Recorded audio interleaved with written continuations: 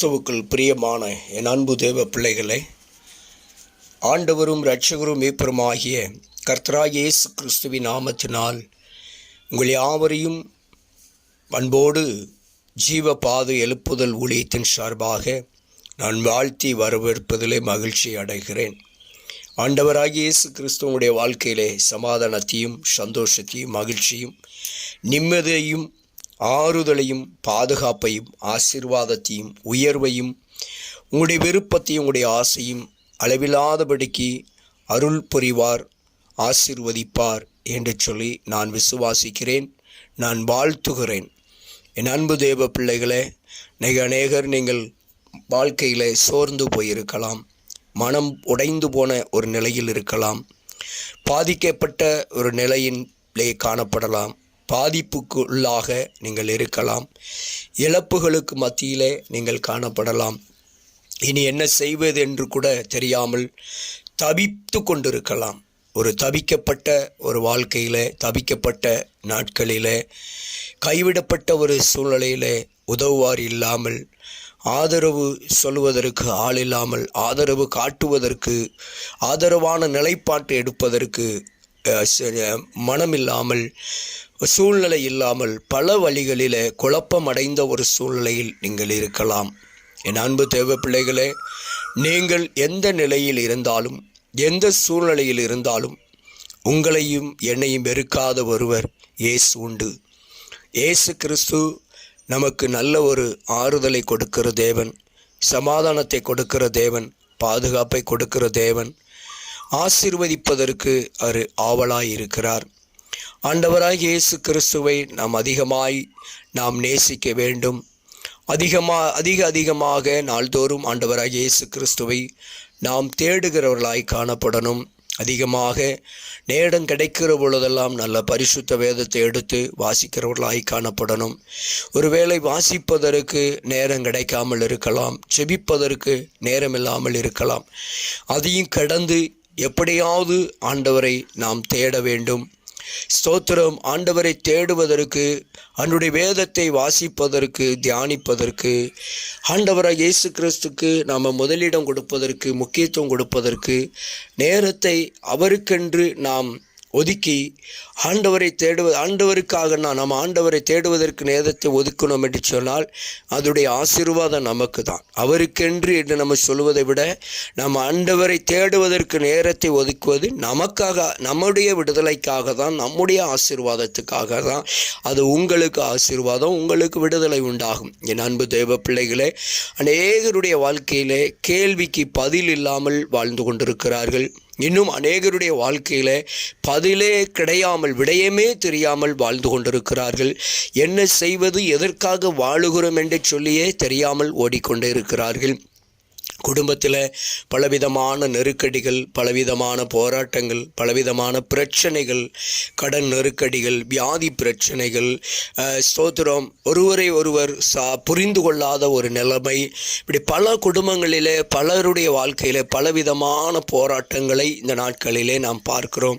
இன்றைக்கி அநேக குடும்பங்கள் நிம்மதியாக வாழ முடியாத ஒரு சூழ்நிலையில் இருக்கிறது. சமாதானம் இல்லாமல் வாழ்ந்து கொண்டிருக்கிறார்கள். சந்தோஷம் இல்லை, சந்தோஷத்தை தொலைத்து, நிம்மதியை தொலைத்து, சமாதானத்தை இழந்து இன்னைக்கு அநேக மக்கள் வாழ்வதை பார்க்கிறோம். ஏன், குழந்தைகள் கூட சமாதானம் இல்லாமல், வாலிபர்கள் எல்லாம் இன்னைக்கு சமாதானம் இல்லாமல், நிம்மதி இல்லாதபடிக்கு, பிள்ளைகளை குறித்து பெற்றோருக்கு சமாதானம் இல்லை, பெற்றோரை குறித்து பிள்ளைகளுக்கு சமாதானம் இல்லை. இப்படி பலவிதமான கவலைகளோடு, வருத்தத்தோடு காலங்களையும் நாட்களையும் கடத்தி கொண்டிருக்கிறோம். மக்களே, என் அன்பு தேவ பிள்ளைகளே, ஆண்டவராகிய இயேசு கிறிஸ்து இந்த நல்ல பகல்கால வேளையில் நீங்கள் எந்த நேரத்தில் இந்த வார்த்தையை கேட்டுக்கொண்டிருந்தாலும் சரி, இந்த நல்ல தருணத்தில் ஆண்டவராகிய இயேசு கிறிஸ்து உங்களை ஸ்திரப்படுத்த விரும்புகிறார், உங்களை பலப்படுத்த விரும்புகிறார், உங்களை ஆசீர்வதிக்க விரும்புகிறார், உங்களை விடுதலையாக்க விரும்புகிறார். அதிகமாக ஆழமாய் சொன்னால் இயேசு கிறிஸ்து உங்களை அதிகமாய் நேசிக்கிறார். இயேசு கிறிஸ்து உங்களுக்காக, உங்கள் குடும்பத்துக்காக, உங்கள் குடும்ப உறுப்பினர்களுக்காக, உங்களுடைய பிள்ளைகளுக்காக, உங்களுடைய பெற்றோருக்காக, கணவருக்காக, மனைவிக்காக, குழந்தைகளுக்காக, முதியவர்களுக்காக, ஸ்தோத்திரம், உங்களுடைய ஊழியங்களுக்காக இயேசு கிறிஸ்து யாவற்றையும் சிலுவையில் செய்து முடித்திருக்கிறார். ஆண்டவராகிய இயேசு கிறிஸ்து நமக்காக சிலுவையில் எல்லாவற்றையும் தியாகம் பண்ணி இருக்கிற அந்த தெய்வத்தை நோக்கி, அந்த தியாக சுடரை நோக்கி நாம் பார்ப்போம் என்று சொன்னால் நம்முடைய வாழ்க்கையில் நிச்சயம் ஒரு எதிர்காலம் உண்டு. ஒரு பிரகாசமான வாழ்க்கை உண்டாகும். பிரகாசமான வாழ்க்கைக்குள்ளே, ஒளிமயமான ஒரு வாழ்க்கைக்குள்ளே நீங்கள் எல்லாரும் கடந்து போக முடியும். என் அன்பு தேவ பிள்ளைகளே, ஸ்தோத்திரம். நீங்கள் ஸ்தோத்திரம் தேற்றுவார் இல்லாமல், ஆற்றுவார் இல்லாமல், தைரியப்படுத்த இல்லாதபடிக்கு, தைரியம் இல்லாதபடிக்கு சோர்ந்து போயிருக்கலாம், பலனற்று போயிருக்கலாம். இனிய வாழ்க்கை இவ்வளவுதான் என்று கூட முடிவு கட்டியிருக்கலாம். ஓ ஸ்தோத்திரம், நான் ஏன் வாழ வேண்டும் என்ற ஒரு முடிவுக்கு கூட நீ வந்திருக்கலாம். என் அன்பு தேவ பிள்ளைகளே, ஸ்தோத்திரம். ஆண்டவராகிய இயேசு கிறிஸ்து யாருமே ஸ்தோத்திர துன்பத்திலே, கஷ்டத்திலே, வியாதியிலே, வறுமையிலே, வெறுமையிலே, கட்டுகளிலே, பிசாசு பிடிகளிலே ஸ்தோத்திரம் வாழ வேண்டும் என்பதை அவர் விரும்பலை. கர்த்தர் எல்லாரையும் ஆசீர்வாதமாக இருக்க தான் விரும்புகிறார். ஸ்தோத்திரம். அவர் ஆசீர்வதிப்பதற்கு தான் அவர் பிரியப்படுகிறார். ஆண்டவராகிய இயேசு கிறிஸ்து நிச்சயமாய் உங்களை ஆசீர்வதிக்கிறார். நல்ல ஆண்டவரை நீங்கள் உறுதியாய் பற்றி கொள்ளுங்கள். இயேசுவை அதிகமாய் தேடுங்கள்.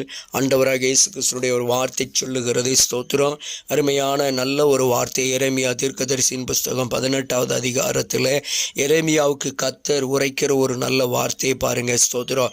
அருமையான சத்தியமுள்ள வார்த்தை. எரேமியா 18ஆம் அதிகாரத்தில் ஸ்தோத்திரம். எரேமியாவை பார்த்து ஆண்டவர் சொல்லுகிறார், நீ எழுந்து குயவன் வீட்டிற்கு போ, அங்கே என் வார்த்தைகளை உனக்கு தெரிவிப்பேன் என்றார். அப்படியே நான் குயவன் வீட்டிற்கு போனேன். இதோ அவன் திரிகையிலே வணைந்து கொண்டிருந்தான். குயவன் வணைந்து கொண்டிருந்த மண்பாண்டம் அவன் கையிலே கெட்டு போயிற்று. அப்பொழுது அதை திருத்தமாய் செய்யும்படிக்கு தன் பார்வைக்கு சரியாய் கண்டபடி குயவன் அதை திரும்ப வேறே பாண்டமாக வணைந்தான் என்பதை குறித்து அழகாக இங்கே எழுதியிருக்கிறார். அங்கே ஸ்தோத்திரம். எரேமியாவுக்கு கர்த்தர் சொல்லுகிற ஒரு வார்த்தை பாருங்க.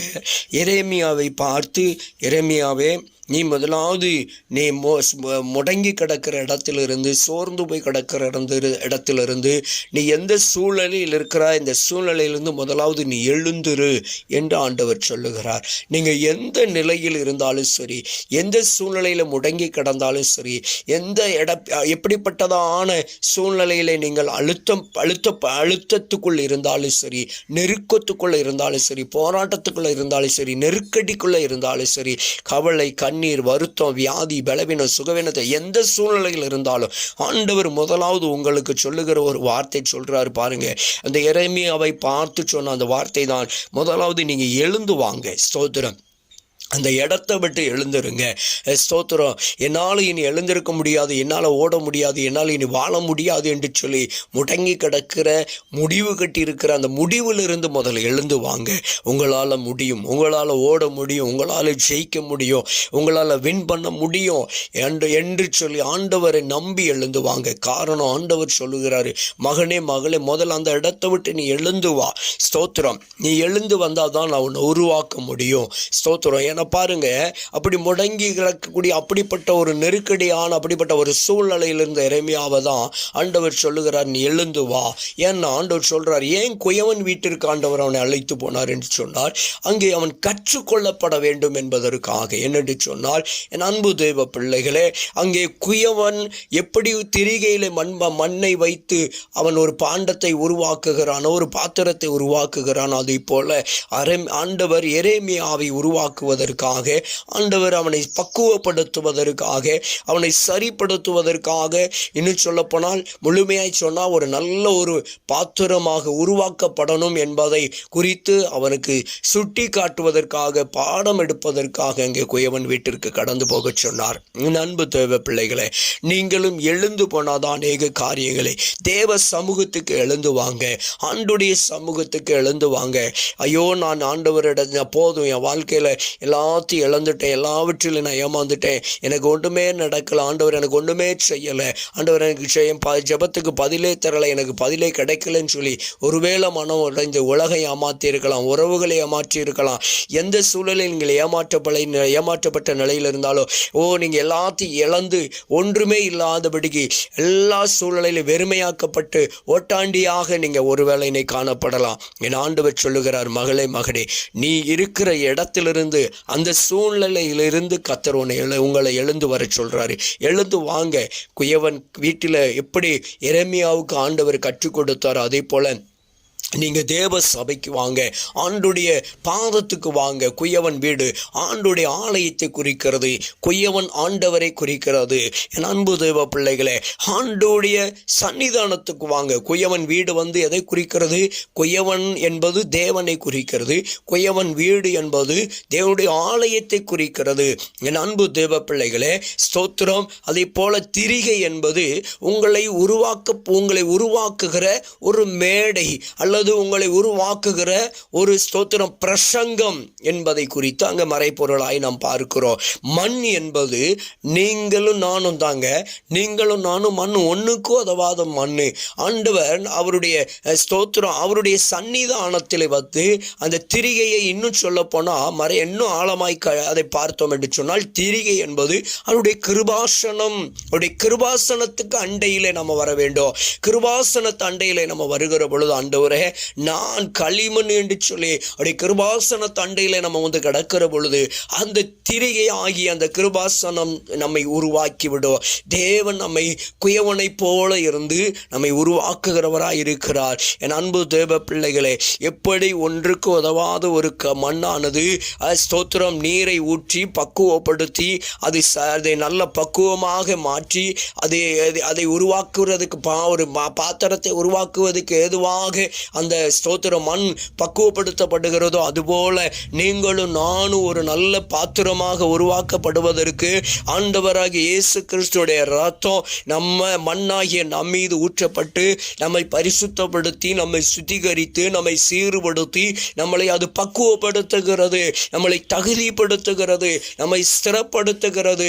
அது இயேசுவின் ரத்தம் தான். அந்த மண்ணில் எப்படி தண்ணியை ஊற்றி பக்குவப்படுத்துகிறார்களோ அதே போல மண்ணாகிய நம்மை இயேசுவின் இரத்தத்தினாலே நம்மை கழுவி சுத்திகரித்து சீர்படுத்தி ஸ்திரப்படுத்தி பக்குவப்படுத்தப்படுகிற ஒரு சூழ்நிலைக்கு நாம் மண்ணாகிய நாம் உருவாக்கப்படுகிறோம். அப்படி நாம் பக்குவப்படுத்தப்பட்ட பின்பு கிருபாசனத்து அண்டையிலே வைத்து தேவன் நம்மை ஒரு பாத்திரமாக, இந்த உலகத்தில் எத்தனை முறை கெட்டு போனாலும், விசுவாசத்திலே நம்ம விழுந்து போனாலும் சரி, நம்பிக்கையிலே விழுந்து போனாலும் சரி, அன்பிலே விழுந்து போனாலும் சரி, ஆண்டவர் மறுபடியும் மறுபடியும் மறுபடியும் விசுவாசத்தை புதுப்பித்து, நம்பிக்கையை புதுப்பித்து, அன்பை புதுப்பித்து ஆண்டவருக்கு ஏற்ற ஒரு நல்ல பாத்திரமாய் மறுபடியும் ஆண்டவர் நம்மளை உருவாக்குவதற்காகத்தான் இந்த நல்ல கால வேளையிலே அன்பு தேவ பிள்ளைகளே ஆண்டவர் பேசிக் கொண்டிருக்கிறார். உங்களையும் என்னை ஆண்டவர் உருவாக்க விரும்புகிறார். என் அன்பு தேவ பிள்ளைகளே, கர்த்தர் உங்களையும் என்னை உருவாக்க விரும்புகிறார். தேவ பிள்ளைகளே, நீங்கள் உருவாக்கப்படணும்,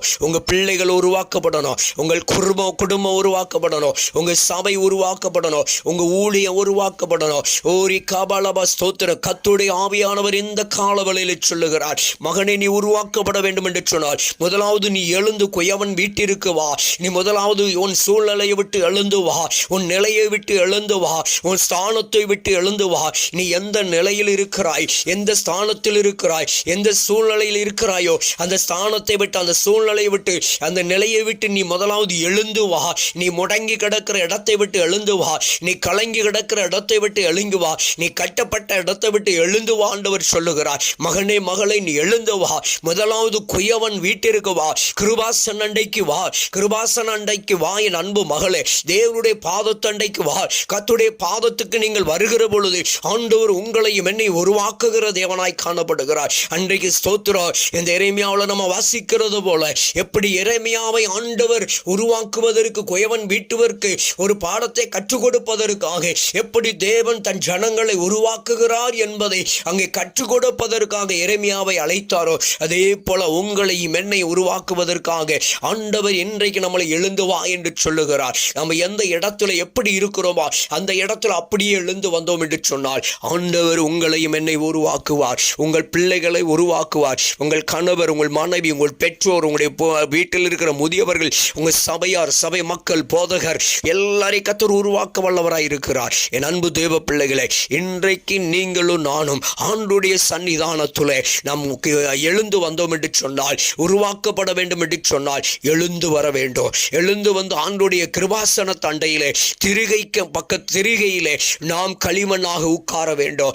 மண்ணாக இயேசுவின் இரத்தத்தினால் கழுவப்பட்டு ஸ்திரப்படுத்தப்பட்டு சீர்படுத்தப்பட்டு சுத்திகரிக்கப்பட்ட ஒரு மண்ணை போல ஸ்தோத்திரம் எப்படி ஆண்டவரே ஸ்தோத்திரம் பாத்திரத்தை உருவாக்குவதற்கு முன்பாக அந்த மண்ணை பக்குவப்படுத்துவதற்கு முன்பாக அதில் இருக்கிற கல்லு முள்ளு செடி குப்பைகள் எல்லாம் அகற்றிவிட்டு அந்த மண்ணை தண்ணீரால் ஊற்றி பதப்படுத்துகிறார்களோ அதே போல ஆண்டவராகிய இயேசு கிறிஸ்து நம்முடைய பாவத்தும் சாபத்தையும் அக்கிரமத்தையும் நம்மை விட்டு நீக்கிவிட்டு கல்வாரி இரத்தத்தினாலே நம்மை முற்ற முதல் உள்ளங்கால்வரியில் உள்ளும் புறம்புமாக கழுவி சுத்திகரித்து நம்மளை பக்குவப்படுத்த அந்த களிமண் பக்குவப்படுத்தப்படுகிறது போல தண்ணீரால் நம்மையும் பக்குவப்படுத்தி ஆண்டவர் தன்னுடைய கிருபாசனத்து அண்டையிலே நம்மையும் ஆண்டவர் திரிகையில் வைக்கப்பட்ட மண்ணை போல நம்மை உருவாக்குகிற தேவனாய் இருக்கிறார். அவருடைய அன்பு கரம் நம்மை அழகாய் உருவாக்கும் தேவ பிள்ளைகளே. அவருடைய அன்பு ஆணிகள் பாய்ந்த கரம் நம்மை ஒரு அழகான பாத்திரமாய், கனத்துக்குரிய பாத்திரமாய், மதிப்புக்குரிய பாத்திரமாய்,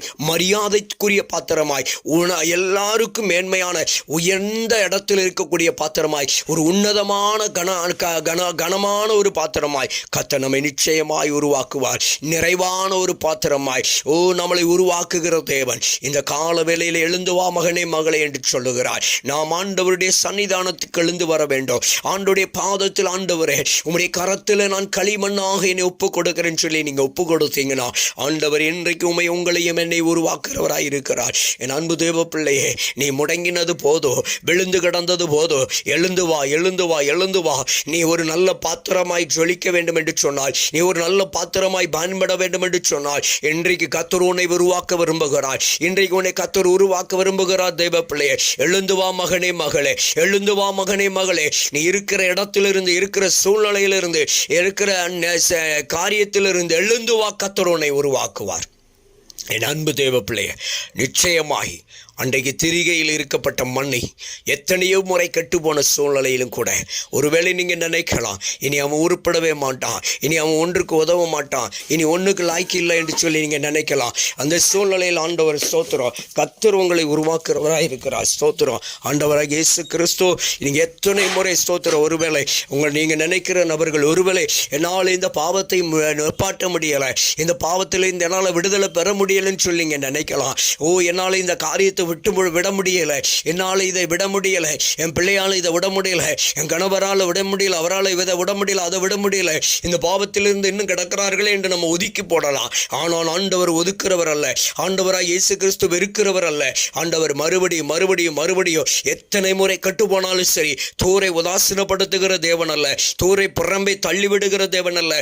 மறுபடியும் அரவணைத்து அவர்களை புதுப்பித்து அவர்களை தகுதிப்படுத்தி பரிசுத்தப்படுத்தி அவர்களையும் உருவாக்க வேண்டும் என்று ஆண்டவர் விரும்புகிறார். அப்படிப்பட்ட சூழ்நிலையில் அப்படிப்பட்ட இருக்கிற எப்பேற்பட்ட பாவியாயிருந்தாலும் இயேசு ஒரு நல்ல பாத்திரமாக, ஒரு நல்ல மனிதனாக, ஒரு நல்ல பாத்திரமாய், கனத்துக்குரிய ஒரு பாத்திரமாய், கர்த்தரை ஆராதிக்கிற ஒரு பாத்திரமாய், கர்த்தருக்கு மகிமையான ஒரு பாத்திரமாய் உருவாக்கத்தான் கர்த்தர் விரும்புகிறார். தேவ பிள்ளையை, எப்பேற்பட்ட பாவியாயிருந்தாலும் சரி தேவன் நேசிக்கிறார். தேவன் அவர்களையும் உருவாக்குவார். அவர்களை ஆண்டவர் கரத்தில் நாம் களிமண்ணாக ஒப்புக் கொடுக்கிற பொழுது, நாம் எழுந்து வருகிற பொழுது ஆண்டவர் ஒரு பாத்திரமாய் உருவாக்கி ஜொலிக்க வைப்பார். என் அன்பு தேவ பிள்ளைகளே, சோர்ந்து போகாதங்க. நிச்சயமாய் கர்த்தர் உங்களை உயர்த்துவார். நிச்சயமாய் கர்த்தர் உங்களை உருவாக்கி உன்னதத்தில் வைப்பார். உங்கள் வாழ்க்கை உயர்ந்த ஸ்தானத்தில் காணப்படும். உங்கள் வாழ்க்கை உருவாக்கப்படும். உங்கள் குடும்பம் உருவாக்கப்படும். உங்களுடைய ஸ்தோத்திரம் உங்களுடைய ஊழியம் உருவாக்கப்படும். என் அன்பு தேவ பிள்ளைகளே, நீங்கள் உருவாக்கப்படுவீர்கள். உங்கள் பிள்ளைகள் உருவாக்கப்படுவார்கள். உங்களுடைய கணவர் உருவாக்கப்படுவார். உங்களுடைய உறவுகள் உருவாக்கப்படுவார். உங்களுடைய மனைவி உருவாக்கப்படுவார்.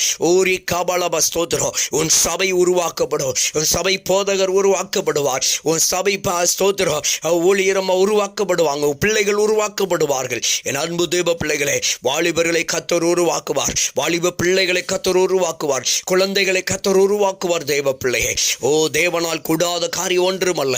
தேவனால் கூடாத காரியம் அல்ல. இன்றைக்கு எழும்பி வாங்க. இன்றைக்கு களிமண்ணாக கர்த்தருடைய கரத்தில் ஒப்பு கொடுங்க. கர்த்தருடைய கரம் இன்றைக்கு உங்களை உருவாக்கி ஆசீர்வதிக்கும். என் அன்பு தேவை பிள்ளைகளே, சோர்ந்து போகாதங்க, கலங்காதுங்க. கர்த்தராகிய இயேசு கிறிஸ்து ஒரு நாள் கைவிடவே மாட்டார். ஆண்டவர் இன்றைக்கு உங்களை உருவாக்கி கொண்டிருக்கிறார். இந்த கால வேளையில கர்த்தர் உங்களை உருவாக்கி கொண்டிருக்கிறார். இந்த வார்த்தை கேட்டுக்கொண்டிருக்கிற நீங்கள், இப்பொழுது கேட்டுக்கொண்டிருக்கிற பொழுதே உங்களை கர்த்தர் உருவாக்குகிறார். ஒரு அர்ப்பணிப்போடு ஆண்டவருடைய சமூகத்தில் இன்றைக்கு நீங்க அர்ப்பணிங்க. ஆண்டவரே, நான் என்னை களிமண்ணாக ஒப்பு கொடுக்கிற ஆண்டவரே, என்னை களிமண்ணாக ஒப்பு கொடுக்கிறப்பா. நான் எத்தனையோ முறை கெட்டு போயிட்டப்பா, எத்தனையோ முறை பாவத்தில் விழுந்துட்டப்பா, எத்தனையோ முறை ஆண்டவரே நான் திரும்ப பாவத்தில் விழுந்து விட்டேன் ஆண்டவரே, திரும்ப பாவம் செய்து விட்டேன் ஆண்டவரே. என்னை நீங்க உருவாக்குங்க ஆண்டவரே. ஓ தகப்பனே, இந்த வசனத்தின் அடிப்படையில் பார்க்கிற பொழுது எத்தனை முறை நான் பாவம் செய்தாலும் ஆண்டவரே, உலக மனுஷனை போல நியாய்ந்திருக்காமல் என் தேவனாகிய கர்த்தர் என் மீது இரக்கம் பாராட்டி என்னை நீர் மறுபடியும் ஆண்டவரே பாவத்தில் இருந்து மீட்டெடுத்து என்னை ஒரு பாத்திரமாய் உருவாக்க விரும்புகிற தேவன் ஐயா. உதாசீனப்படுத்துகிற அப்புறப்படுத்துகிற தேவன் அல்ல ஆண்டவரே, வெறுக்கிறவர் அல்ல. என்னை நீர் உருவாக்க விரும்புகிறீர். என்னை நான் அர்ப்பணிக்கிறேன் ஆண்டவரே, களிமண்ணாக உம்முடைய திருக்கரத்தில் அர்ப்பணிக்கிறேன் என்று சொல்லி இந்த நல்ல வேளையில் அறிக்கை செய்யுங்க. இந்த நேரத்தில் ஒப்பு கொடுத்து பாருங்க, கர்த்தர் உங்களை உருவாக்குவார். நிச்சயமாய் கர்த்தர் இந்த நாளிலே உங்களை உருவாக்கி கொண்டிருக்கிறார். உங்களையும் ஒரு நல்ல பாத்திரமாய் உருவாக்கி நிச்சயமாய் கர்த்தர் ஆசீர்வதிப்பார். ஒன்றுக்கு கவலைப்படாதங்க. நீங்கள் ஆசீர்வதிக்கப்பட்ட ஜனம், நீங்கள் கர்த்தரால் ஆசீர்வதிக்கப்பட்ட ஜனம், நீங்கள் கர்த்தரால் ஆசீர்வதிக்கப்படுவீர்கள். கர்த்தர் உங்கள் கண்ணீரை துடைப்பார். நிச்சயமாய் உருவாக்கப்பட்டு நீங்களும் ஒரு நல்ல ஸ்தானத்தில் உட்கார்வீர்கள். கர்த்தர் உங்களை உட்கார வைத்து உங்களை உயர்ந்த இடத்துல உன்னதத்தில் மேன்மைப்படுத்துவார். உங்கள் வாழ்க்கை சிறப்பாயிருக்கும், சீராயிருக்கும், ஆசீர்வதிக்கப்பட்டிருக்கும். இப்படி ஊழியங்கள், குடும்பங்கள், பிள்ளைகள் எல்லாரையும் கர்த்தர் ஆசீர்வதிப்பார். நிச்சயமாய் கர்த்தர் இன்றைக்கு உருவாக்கி கொண்டிருக்கிறார். ஒன்றை மறந்து விடாதீர்கள். களிமண்ணாய் ஒப்பு கொடுங்க, எழுந்து வாங்க, ஆண்டுடைய சமூகத்துக்கு வாங்க. ஆண்டவர் உங்களை உருவாக்கி மகிமைப்படுத்துவார். கர்த்தர் இந்த வார்த்தையை ஆசீர்வதிப்பார். இந்த வார்த்தையின்படி நீங்கள் அறிக்கை செய்து ஆண்டவரை உறுதியாய் பற்றுக்கொள்ளுங்க. இயேசு கிறிஸ்துவினுடைய ரத்தம் உங்கள் மீது தெளிக்கப்படுகிறது. உங்களை காரணம் உங்களை உருவாக்குவதற்காக. நிச்சயமாய் ஆண்டவராகிய இயேசு கிறிஸ்து கைவிடவே மாட்டார். உங்க கூடவே இருக்கிறார். உங்களை உருவாக்குகிற இயேசு, உங்களை உருவாக்குகிற குயவனாகிய இயேசு உங்களை அவருடைய சன்னிதானத்தில் வைத்து ஆண்டவர் உருவாக்க வல்லவராயிருக்கிறார். இன்றைக்கு ஒப்பு கொடுங்க. தேவனை உங்களை உருவாக்கி உங்களையும் ஒரு நல்ல பாத்திரமாய் நிலைநிறுத்துவார். ஆமேன், ஆமேன். God bless you.